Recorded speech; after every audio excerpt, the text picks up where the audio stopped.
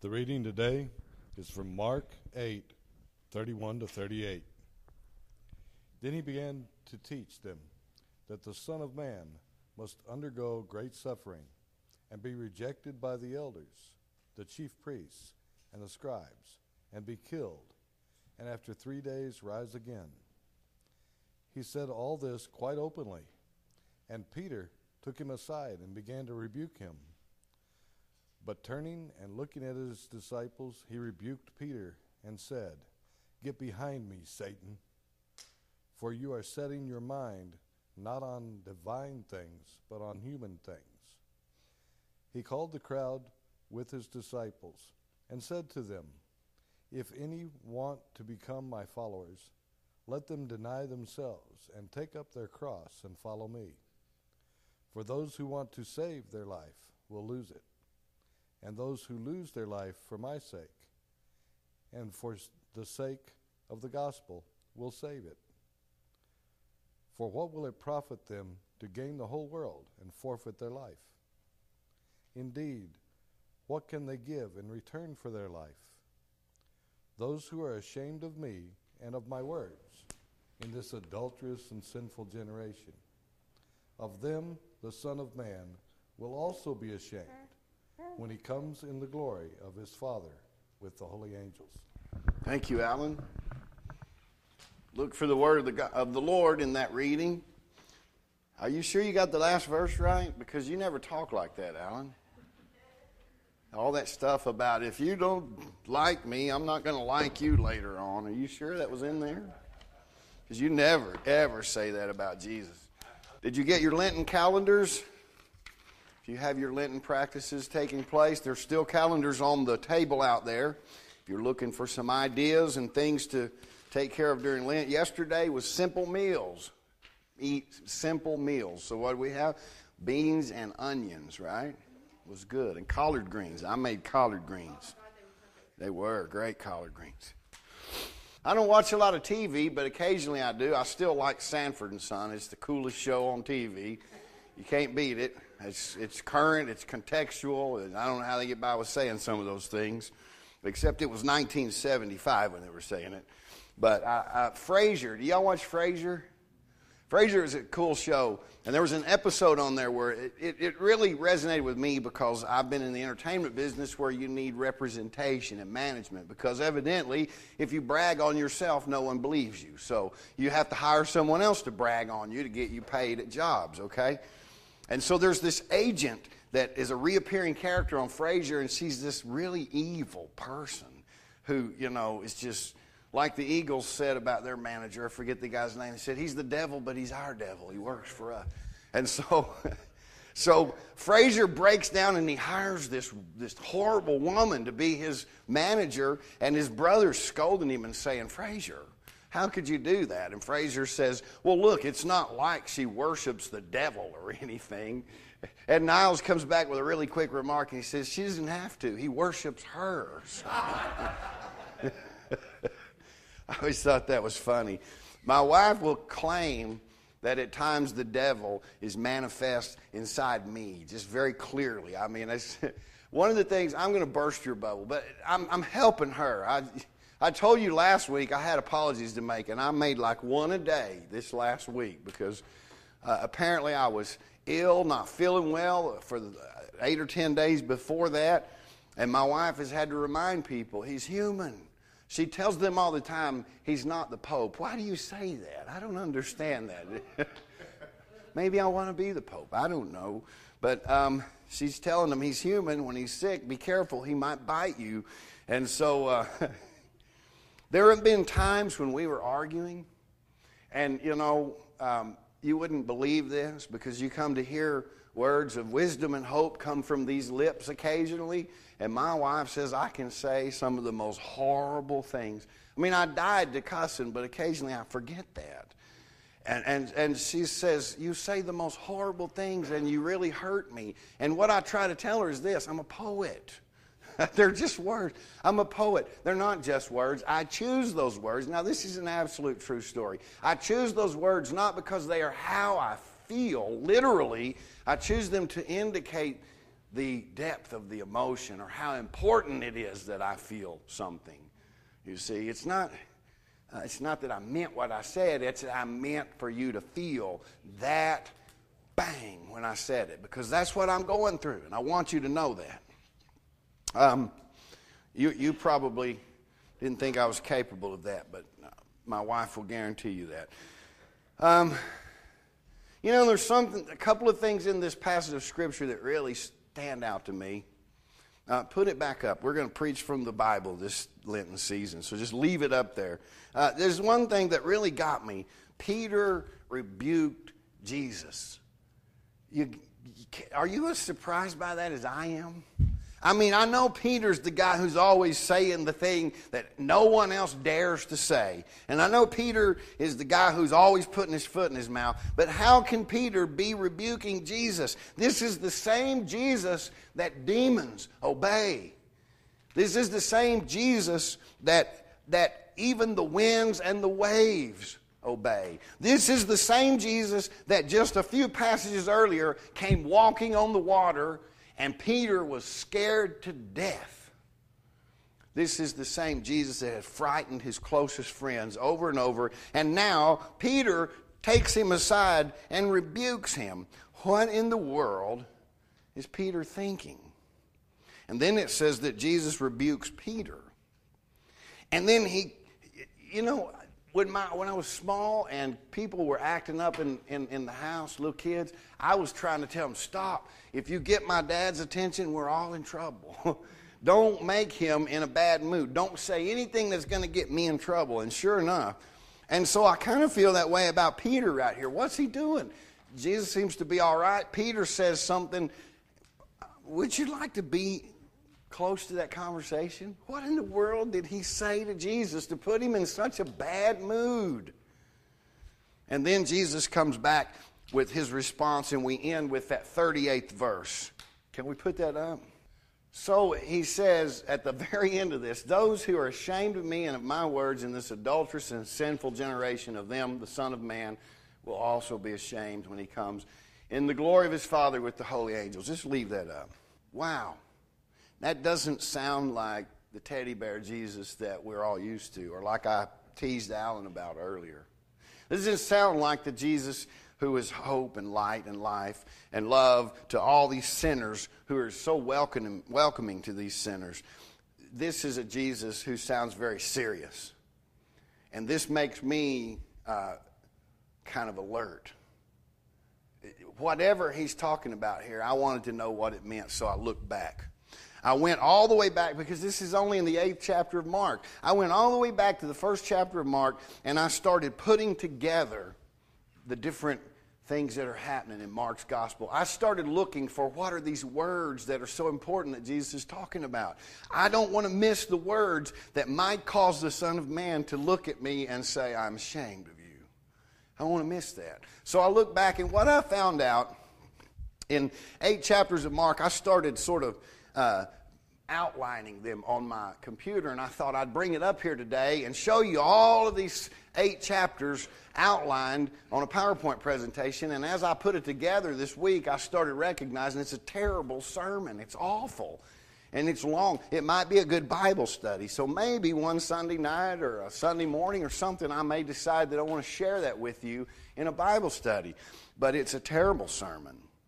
And so I didn't bring it. I didn't put it up there to bore you to death with 8 chapters of outlined text. But I can tell you this, that in those 8 chapters, Jesus doesn't say very much at all.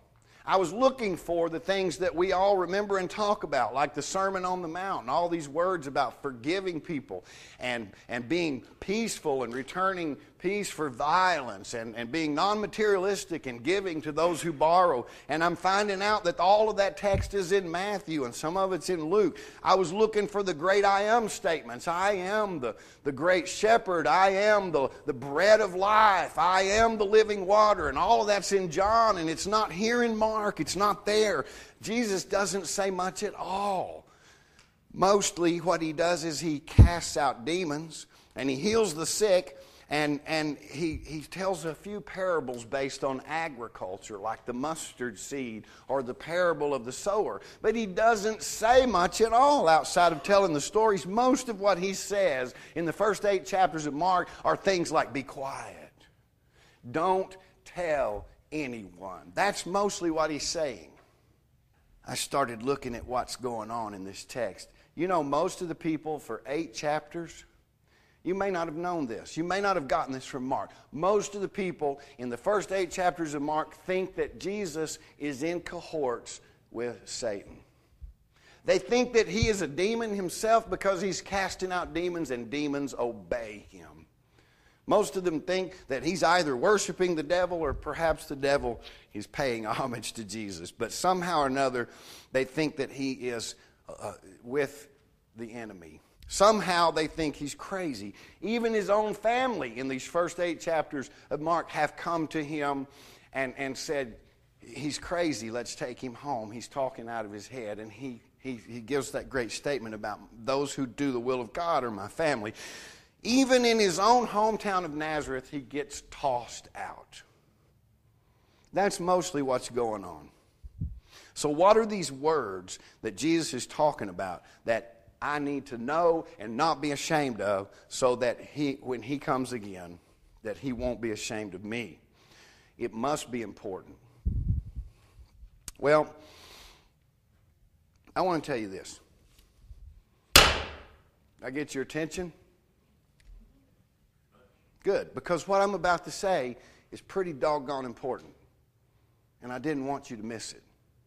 There's a lot of teaching out there about one word in this passage called Satan.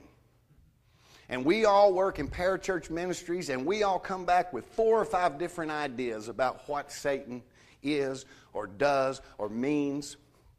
And we get in all these dialogues, and usually we have these conversations across the table where we're actually not even agreeing with each other, and we think we are. So, I can't clear this up for you, but I can tell you a few things about what's going on in this passage. Words are chosen very carefully. Are you listening? For example, the word ashamed comes from the combination of words epi and ashuno, and I'm not saying it right. I'm not going to ask you to say it today, but when you put those 2 words together, it means to be ashamed. But more than that, it means a dishonor, and it refers to misplaced confidence and support. Are you with me? The word ashamed refers to misplaced confidence and misplaced support. In a way, Jesus is asking, who are you backing here? In a way, he's saying, if you're backing me, I'm backing you. If you're not backing me, what can you expect from me? And furthermore, the word is also associated with accusation. Misplaced confidence and misplaced trust, and it's done with accusation. Now, the word Satan in this text is translated simply accuser. Accuser. It doesn't say anything about hell or the devil or anything. In this text, Satan is the accuser. So it sounds a little bit different. It sounds a little bit different. Let me read it again to you. Are we at the first of it? Go to the very front. I'm going to paraphrase a little bit, but I want you to get this in a different way. First thing I want you to know, as we studied all these 8 chapters of Mark, what happens in the first part of this chapter is Mark is telling the story now about how Jesus is here with his disciples. He's been through being accused. You hear the word again? He's been through being accused of being a devil. He's been accused of being crazy, and only those who are against him recognize who he is. His closest friends, his family, and those who educated him, the scribes, the Pharisees, all of them are questioning him and accusing him about his identity. Really, in Mark, pretty much in the first half of Mark, only the demons actually recognize and know who Jesus is.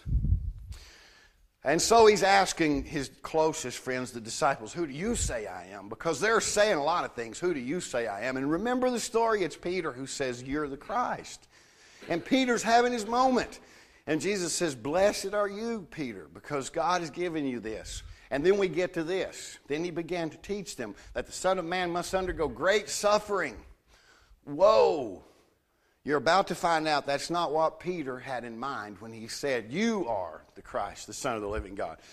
That the Son of Man must undergo great suffering and be rejected by the elders, the chief priests, and the scribes, which has pretty much been going on for 8 chapters now, and even be killed. Whoa, there's a key word. That's going to cause a little red flag amongst your followers, okay? Be killed and after 3 days rise again. Huh? And then he said all of this quite openly. And Peter took him aside. You get it? Jesus is speaking where everyone can hear. Peter takes him aside and began to accuse him, rebuke and accuse him.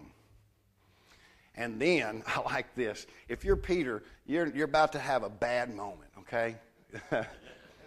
He took Peter aside and began to rebuke him, but then turning and looking at his disciples, he rebuked Peter and said, get behind me, you accuser.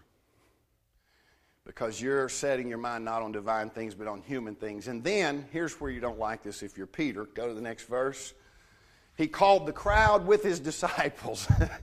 Don't you hate that? When you stick your foot in your mouth and somebody decides to shame you in front of the whole group. Oh, it's not fun. So he called the crowd with his disciples and he said to them, if any one of you want to become my followers. Boy, here's Peter. I thought I was that. He's getting smaller, see. Let them deny themselves. Boy, Peter's thinking, I just missed that one, didn't I? And let them take up their cross and follow me. For those who want to save their life will lose it, and those who lose their life for my sake, for the sake of the gospel, will save it, he shouts to the crowd. And poor Peter's thinking, this may be a clue into what all that rebuking was about. What is it that was bothering Peter? And so, for what will it profit them to gain the whole world and forfeit their life? Indeed, what can they give in return for their life? Those who are ashamed and falsely accuse me of my words in this adulterous generation, a sinful generation of them, the Son of Man will also be accusing and ashamed when he comes in the glory of his Father with the holy angels.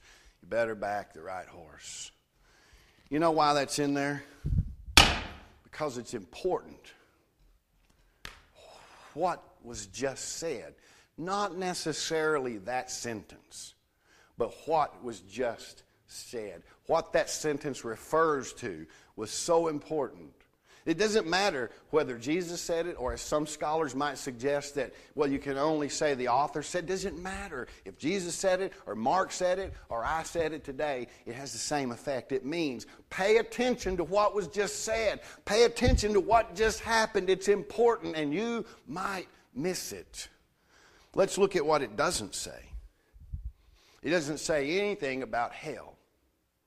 It doesn't say that a bunch of people in the 20th century or 21st century are going to go to hell because they backed the wrong client. It doesn't say that.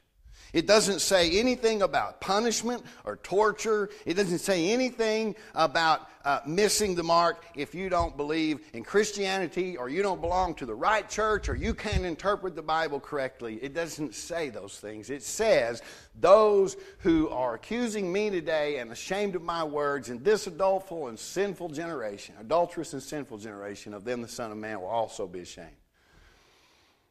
There's a lot that it doesn't say that we have made it say. What I just said is too important to miss. That's what he's saying. So what are those things? Where do we place that kind of value on things in our life? What's the most important thing in our life? What would we skip everything else for? Like dinner? I mean, I'm not missing a meal. I don't know about you, but... And people would tease me and say, he won't stop playing music to go eat because he likes playing music so much. He won't even eat, right?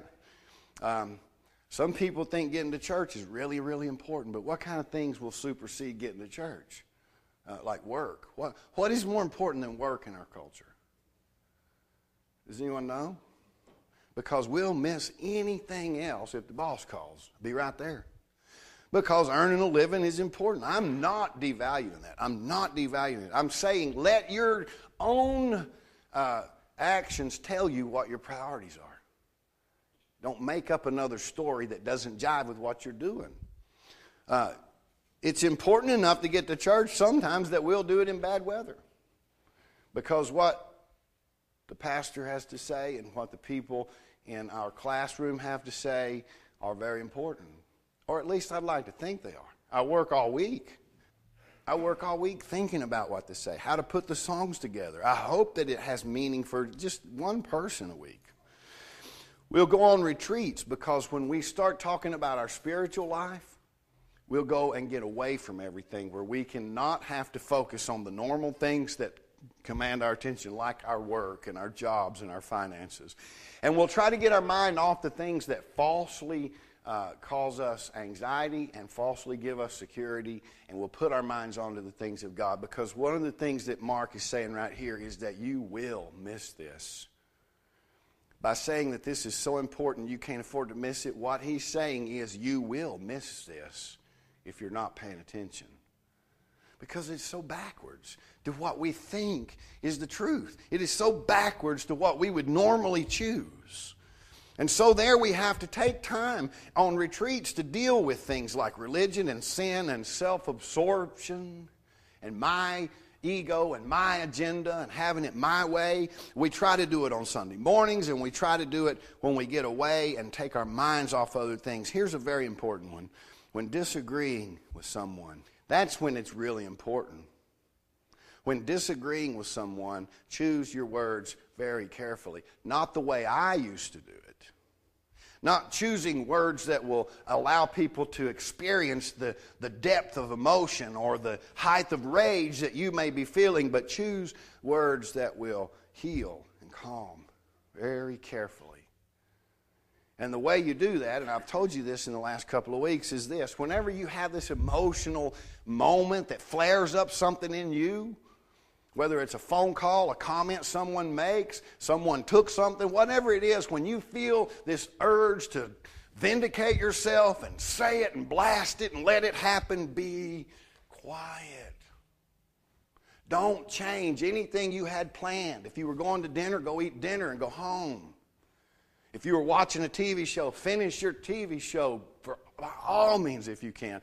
Be quiet and don't say anything for 24 hours about whatever it is. And then in 24 hours, if you still need to rip somebody up over it, go get them, man.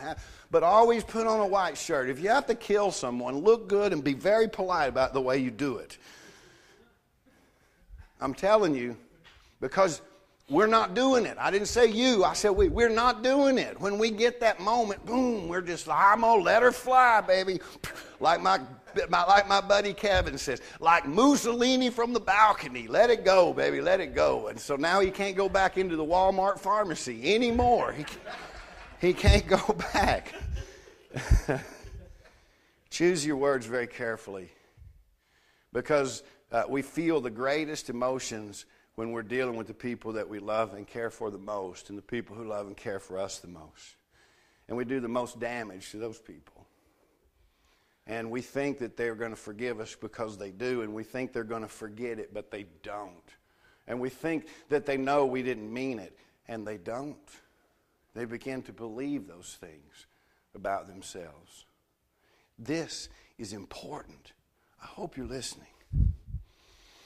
So Jesus says, according to Mark, you better pay attention to what I just said, because if you don't, could be some pretty tough consequences.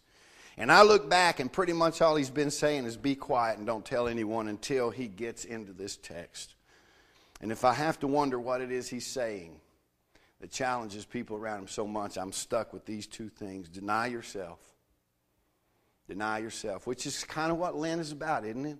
We choose some little bitty way that we can hopefully live with and get through and succeed. Remember my prayer at the beginning of Lent, I hope you fail this year. I hope you fail. And so you don't go around going, I gave it up for 40 days, and boy, am I some kind of Christian. You may learn more by failing and starting over again. But anyway, deny yourself.